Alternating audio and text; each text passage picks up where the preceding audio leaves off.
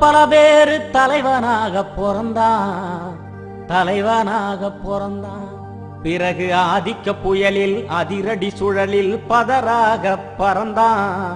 அவன் அரசியல் இடியில் சுயநல பிடியில் கொடசாஞ்சி விழுந்தான்.